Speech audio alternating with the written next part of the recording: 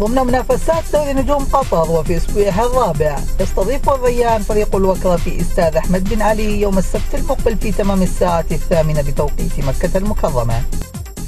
الريان بدأ الدوري بتعادل مع أم صلال، وفي الأسبوع الثاني انتهى لقاؤه بالتعادل مع الخريطيات، وفي الأسبوع الثالث واصل سلسلة التعادلات حيث تعادل مع الخوض، وفي الأسبوع الرابع حقق أولى انتصاراته بعدما تغلب على الأهلي ب3 أهداف مقابل هدفين، ويبقى تباتا هو الأميز والأبرز في صفوف الريان بالإضافة لحامد إسماعيل.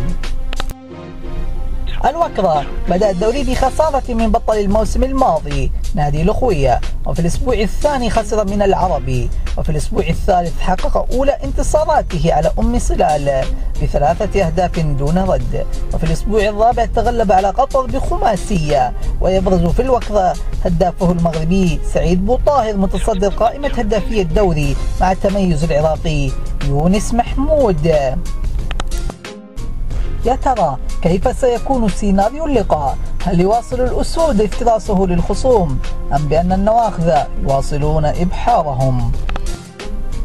كنت معكم أنا ريان بلوشي، الموقع الرسمي لنادي الريان.